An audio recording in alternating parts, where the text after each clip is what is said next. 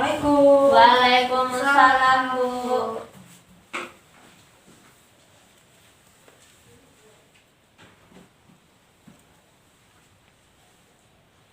Baik, Ibu ulangi lagi salamnya ya anak-anak Ibu.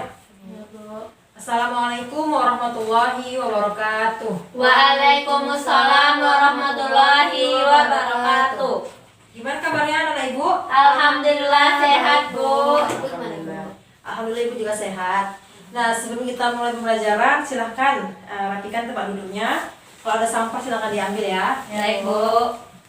Silahkan perwakilan kelas pimpin doa. Baik, Bu.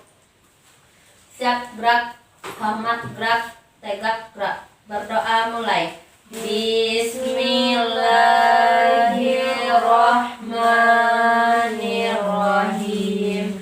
Raditu billahi robba wa bil islami dina wa bil muhammadin nabiyya wa rasulah. Rabbi zidni ilman warzuqni fahman. Amin. Berdoa selesai. Baik, Ibu ambil absen terlebih dahulu ya. Baik, Bu. Libionita, Hadir, Bu. Nia Daniati, Hadir, Bu. Messi Debiola, Hadir, Bu. Fitriani. Hadir, Bu. Hadir semua berarti ya anak Ibu. Hadir, Bu. Nah baik, sebelum Ibu mau menjelaskan materi kita hari ini, siapa yang masih ingat materi minggu lalu? Saya, Bu. Ya silakan ya. Yaitu materi kita minggu lalu mengenai bangsa Arab sebelum Islam, Bu. Ya bagus, benar sekali. Apa saja, bagaimana bangsa Arab sebelum Islam ini? Mereka itu suka mengubur anak perempuan yang baru lahir, Bu. Iya. Mereka minum khamar, Bu. Iya benar sekali. Berarti anak Ibu sudah paham ya materi minggu lalu? Paham, Bu. Paham, Bu. Alhamdulillah. Nah baik, sekarang materi kita yaitu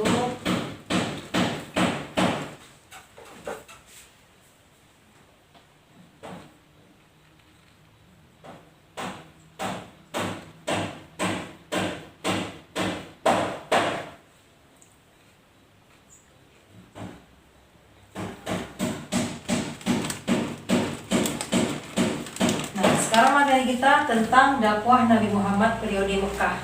Adapun tujuan pembelajaran Ya, Bu. pada hari ini yaitu yang pertama,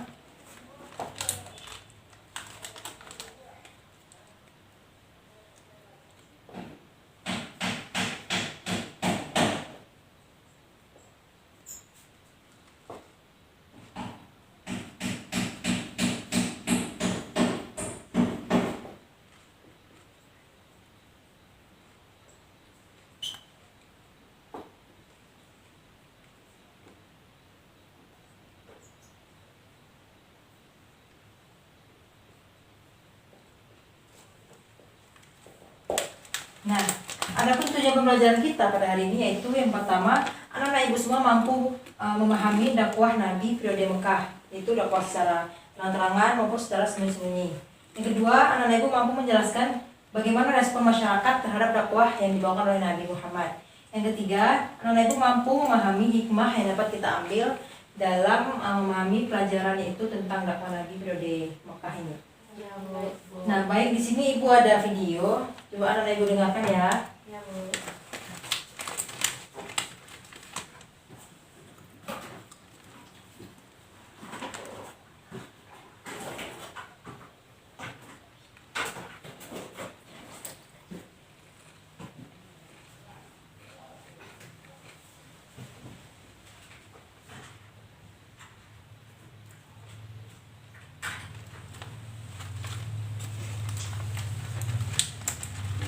Suatu ketika saat Rasulullah belum 40 tahun, Rasulullah mengunjungi Ibu Hurairah, kemudian datang di malaikat Jibril.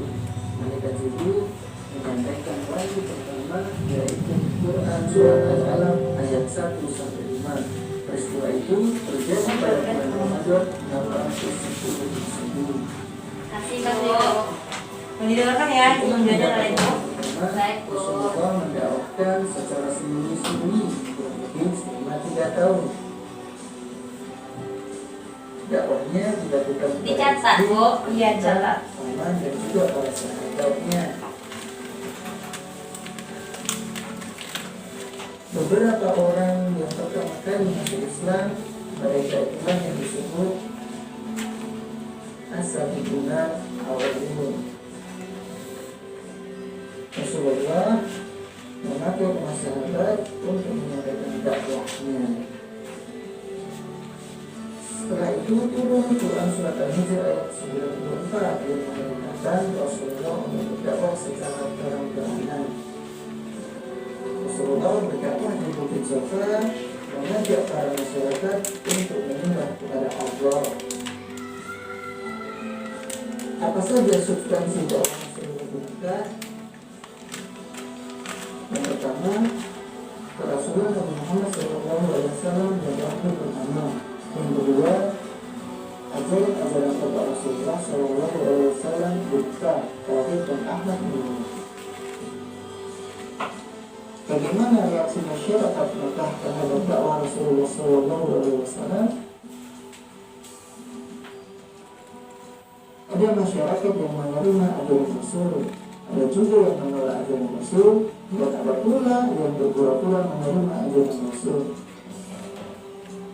Masyarakat yang menerima ajaran Rasul dilatar belakangi, mereka meyakini bahwa apa yang disampaikan Nabi Sallallahu Alaihi Wasallam adalah berdasarkan wahyu.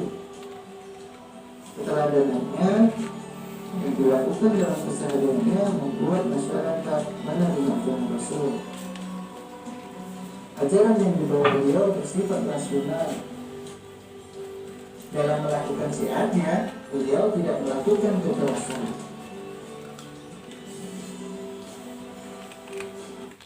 Nah, sekarang itu dulu ya Nona Ibu. Baik, Kita Bu. juga akan jelaskan.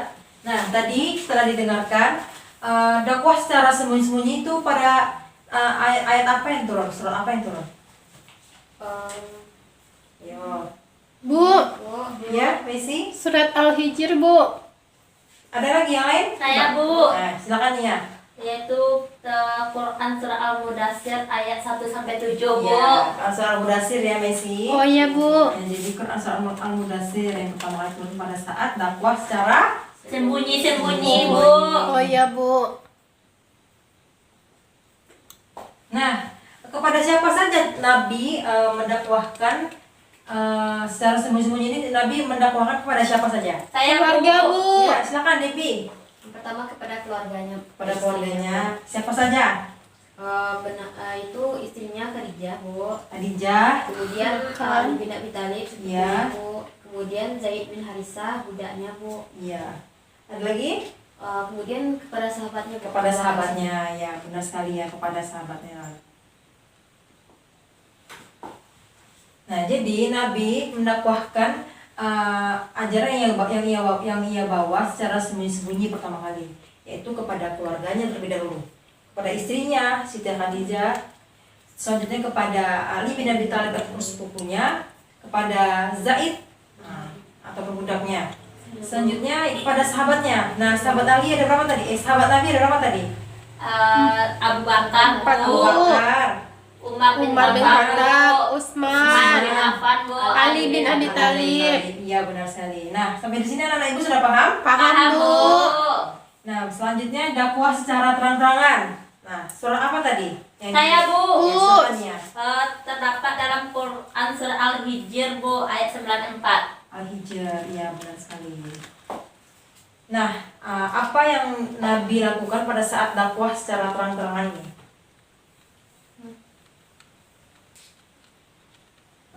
Saya, Bu. Ya, silakan. Yang pertama kali Nabi lakukan yaitu seruan yang bersifat umum. Ini beliau tujukan pada kerabatnya, Bu. Ya. Kemudian penduduk Mekah, baik golongan bangsawan, hartawan maupun hamba sahaya. Setelah itu pada kabilah-kabilah Arab dari berbagai daerah yang datang ke Mekah untuk mengerjakan haji, Bu. Iya, benar sekali. Nah, apakah anak ibu sudah paham mengenai dakwah secara sembunyi-sembunyi dan dakwah secara terang-terangan? Paham, Bu. Nah, baik. Selanjutnya kita lanjutkan videonya ya. Baik, Bu. Bagi masyarakat yang menolak ajaran Rasul, dari segi aspek ideologis, mereka takluk kepada nenek moyang secara total dengan mengikuti cara-cara beribadah dan pergaulan sehingga sulit mengikuti agama baru yang dibawa Rasulullah. Pada aspek sosial, bangsa Arab hidup berkasta-kasta, sementara Islam Messi, tolong didengarin ya, Nak. Iya, Bu. Iya, tidak ada juga dan tidak ada kaum yang sama. Pada aspek ekonomi, salah satu mata pencarian kaum Quraisy adalah membuat dan memperjualbelikan Itu mau dengar sama patung Messi ya? pada para jemaah haji sebagai Itu sama Messi penambahan namanya. dan untuk mendapatkan keberkahan. Pada aspek ideologis, kaum Quraisy tidak dapat membedakan antara pengajian dan kekuasaan dan kerajaan. Memilih Islam tidak tertunduk pada kaum Abdul Muthalib dan seluruh bangsa Arab selalu berkekuasaan. Bagi yang berpura-pura menerima ajaran Rasul, mereka adalah orang-orang yang munafik karena ingin menghancurkan Islam dari dalam dan juga ingin merebut kekuasaan Nabi Shallallahu Alaihi Wasallam.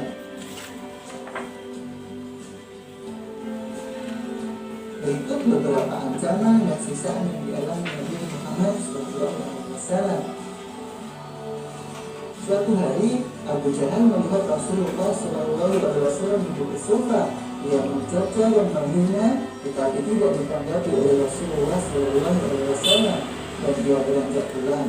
Kemudian Abu Jahal pun bergabung dengan kelompoknya kaum Quraisy di samping Ka'bah.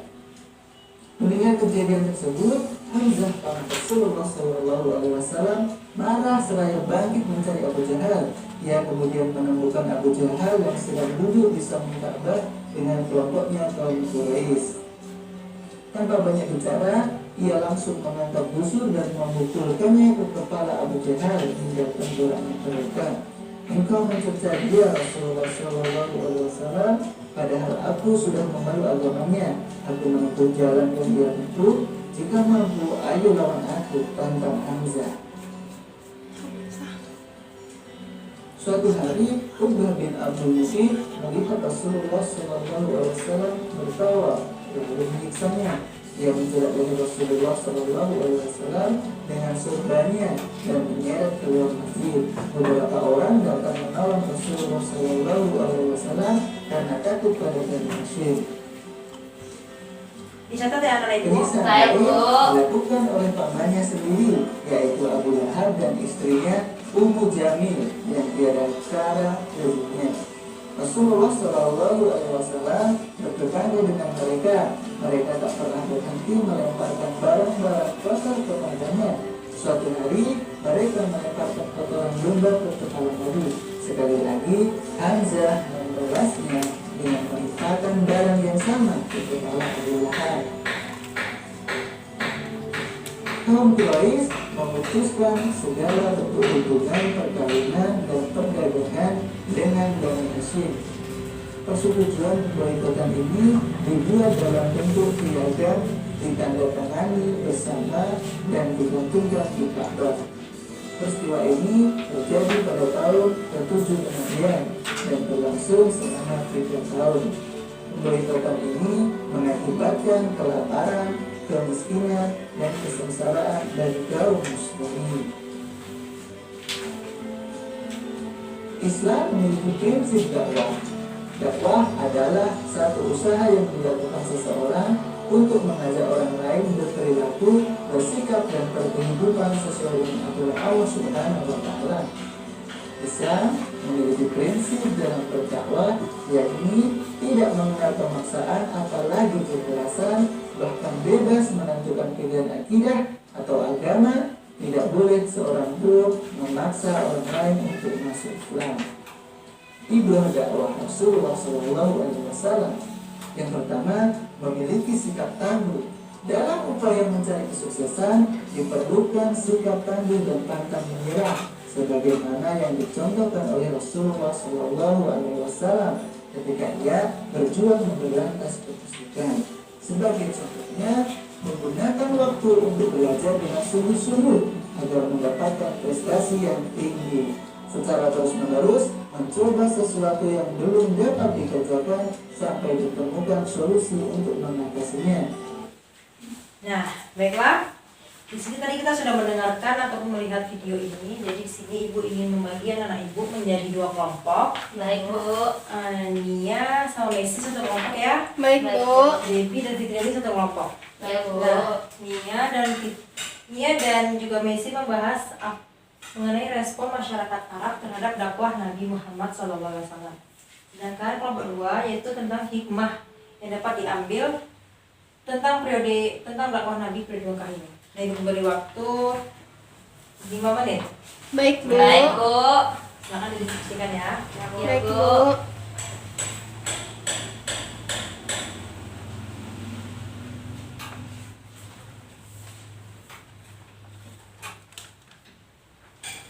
Kalau ada yang ditanyakan itu silakan ya, Bu. Baik Bu. Bu, bertanya Bu. Ini ya. Yang ini Bu.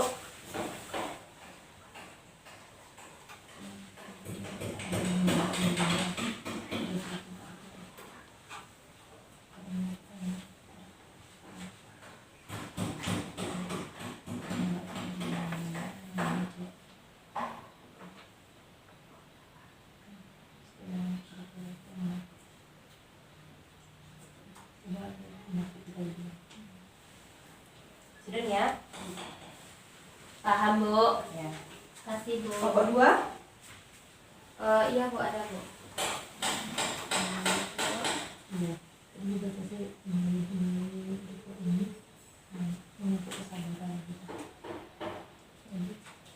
Kasih, Bu. Ya.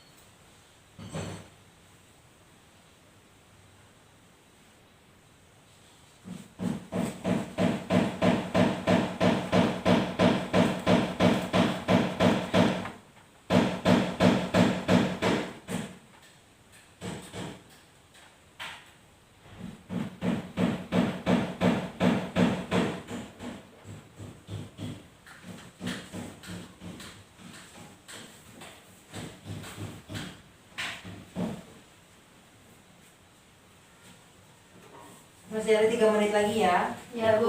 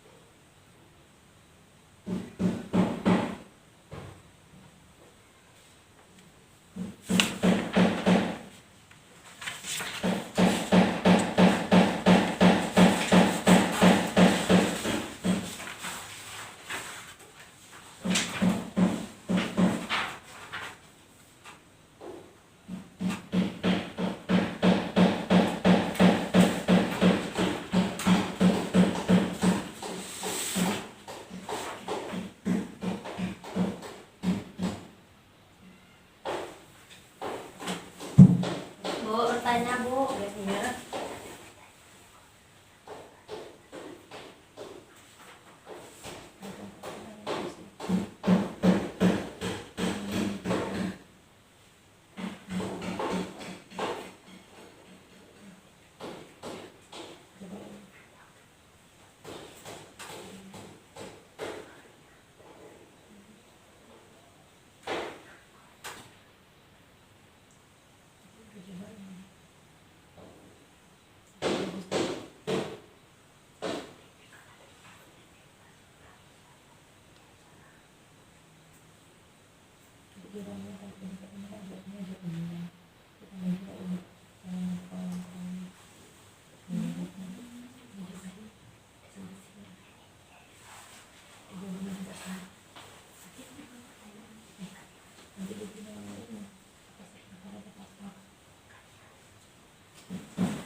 Nomor 2 boleh ditanyakan? Makasih Bu. Ada Bu.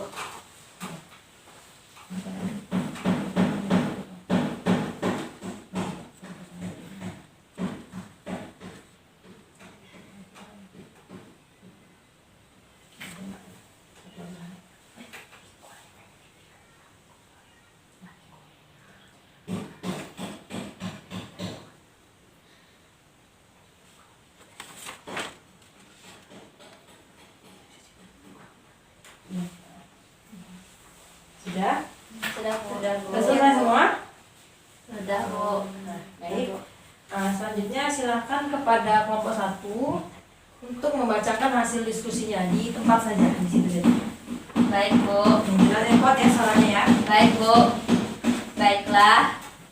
Kami dari kelompok 1 akan mempresentasikan hasil diskusi kami mengenai respon masyarakat Mekah terhadap dakwah Rasul. Di sini yaitu reaksi masyarakat Mekah terhadap kedatangan Islam antara lain ada yang menerima, ada yang menolak, dan ada yang berpura-pura dalam menerima dakwah Nabi. Yang pertama yaitu yang menerima. Orang yang menerima yaitu tandanya mendapat dukungan dari keluarga dekat.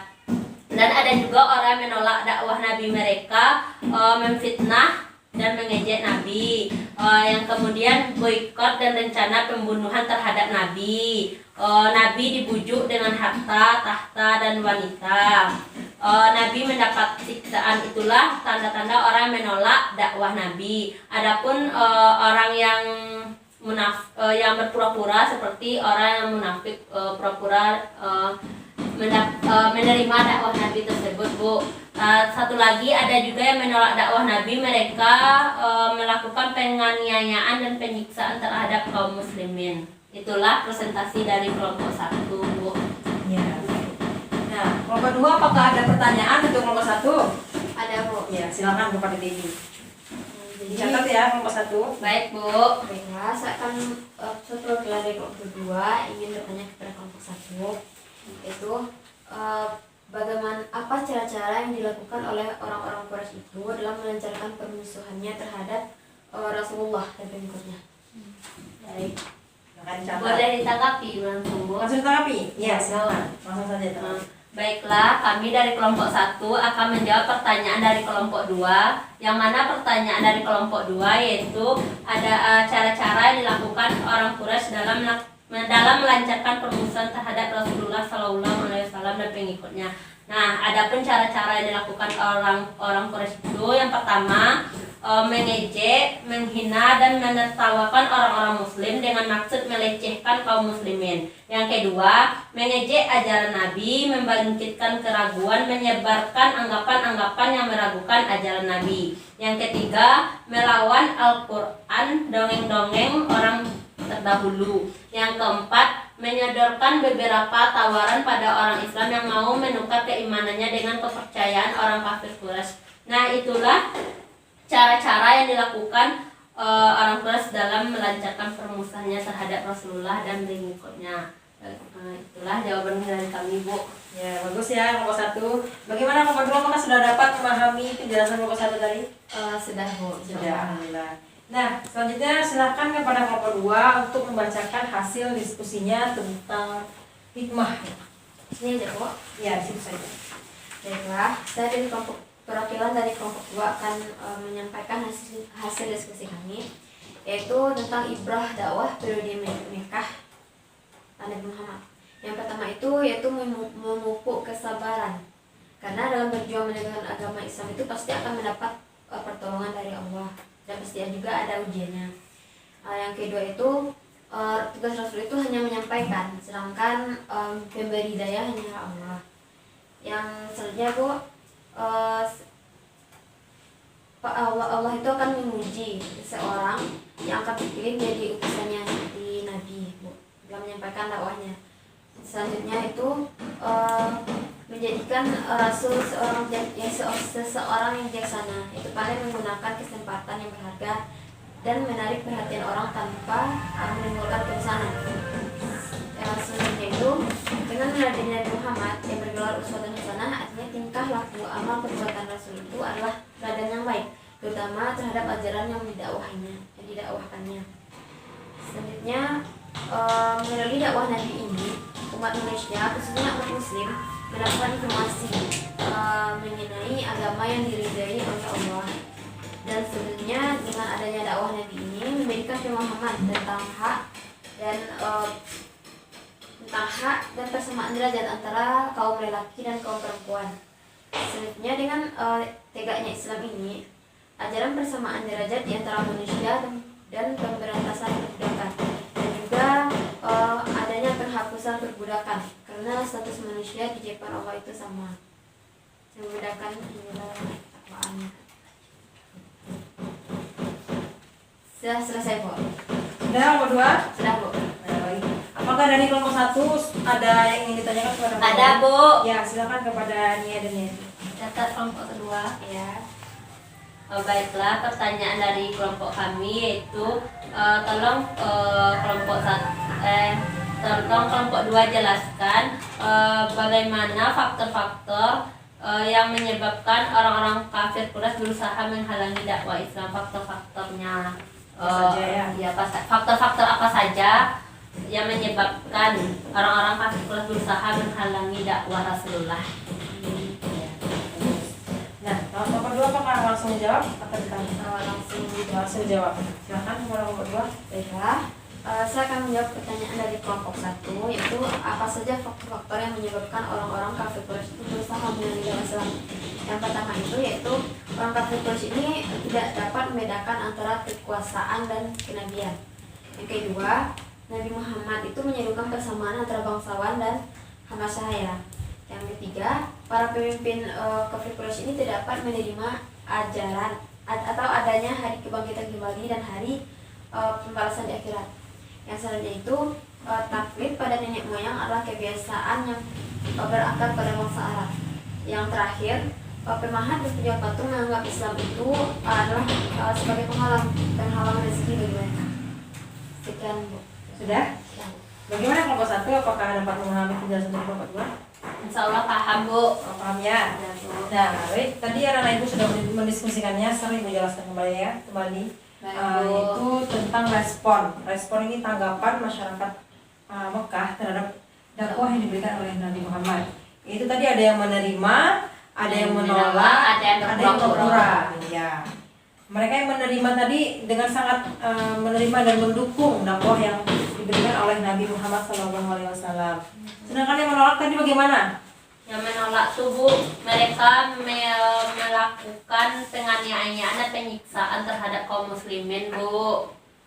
Terus Ya, mereka mengejek ya. mengejek dan memfitnah Bu. Fitnah, ya. Selanjutnya yang pura-pura. Nah, pura-pura ini seperti apa tadi? Seperti orang munafik Bu. Munafik ya? Iya Bu. Dia di depan Di menerima, depan baik, di belakang menolak ya, menolak ajaran Nabi. Ya, benar sekali. Nah, selanjutnya tentang hikmah yang dapat kita ambil dari dakwah yang dilakukan Nabi secara di Mekah ini.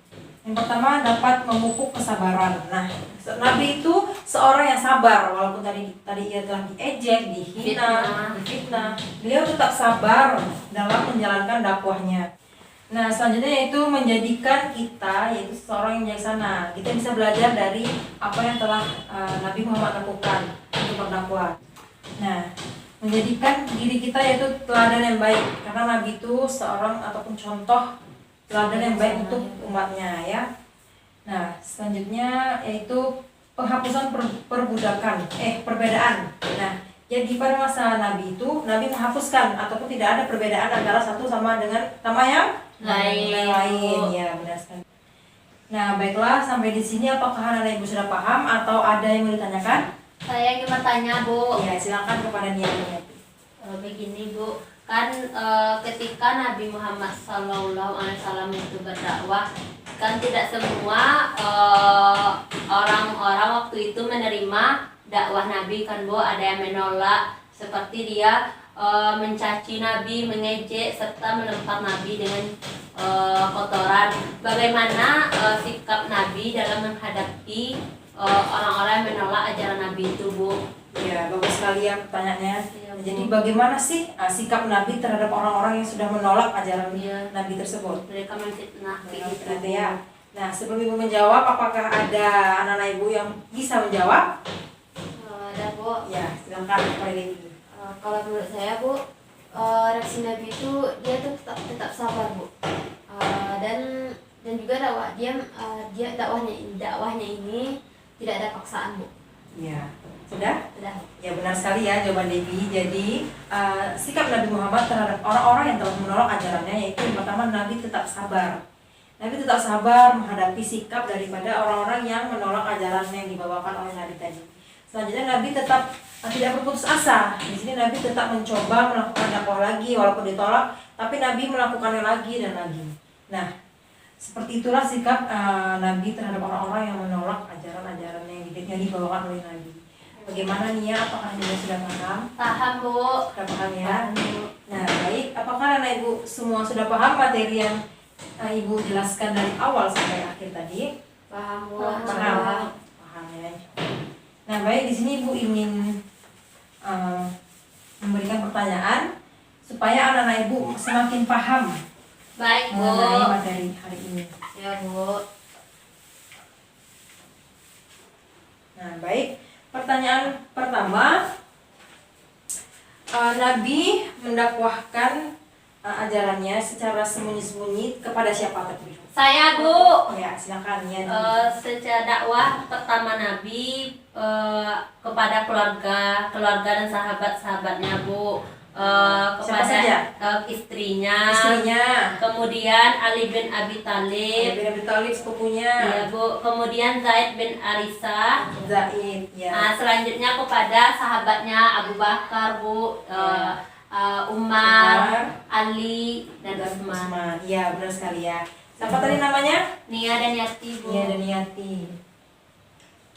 Nah, baik. Pertanyaan yang kedua, bagaimana respon masyarakat Arab terhadap dakwah yang dibawakan Nabi? Bu. Ya, silakan kepada Debbie Yunita. Responnya ada yang menerima Bu, ada yang menolak, ada yang pura-pura. Saya pura-pura, iya. Yang menerima tadi seperti apa? Saya, Bu. Ya, silakan. Yang menerima itu mereka mendapat dukungan dari keluarga dekat, Bu. Ya. Yang menolak? Mereka menghina Bu, Ngejek, fitnah. Iya, benar sekali. Yang pura-pura bagaimana tadi? Saya, Bu, yaitu munafik, Bu. Di depan dia menerima, di belakang dia menolak, Bu. Ya.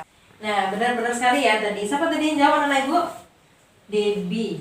Iya Bu, siapa tadi? sama Debbie Fitriani, Bu. Fitriani. Ya. Nah, jadi yang jawab tadi dapat nilai tambahan ya dari ibu. Nah, baik. Selanjutnya, apakah sampai sini anak ibu sudah paham ya? Paham, Bu. Sudah. Nah, baik. Sebelum ibu menutup pembelajaran kita hari ini, siapa dari anak ibu yang bisa menyimpulkan pembelajaran kita hari ini dari mulai dari awal sampai akhir? Saya, Bu. Ya, silakan kepada Nia dan Yati. Baiklah, kesimpulan materi kita pada hari ini mengenai dakwah Nabi Muhammad periode Mekah, yaitu yang pertama ada dua, Nabi menyiarkan Islam secara sembunyi-sembunyi, yang kedua menyiarkan Islam secara terang-terangan. Yang mana menyiarkan Islam secara sembunyi-sembunyi terdapat dalam Quran surat Al-Mudaththir ayat 1-7. Orang dakwah pertama beliau adalah pada keluarganya, yaitu yang terdiri dari Khadijah, istrinya, Ali bin Abi Thalib, sepupunya, Zaid bin Aritsah. Selanjutnya kepada sahabat-sahabat Nabi. Nah, adapun Nabi menyiarkan Islam secara terang-terangan kepada seluruh penduduk Mekah. Adapun respon masyarakat Mekah terhadap dakwah Rasul ada 3, ada yang menolak, ada yang menerima, dan ada yang berpura-pura, yaitu munafik.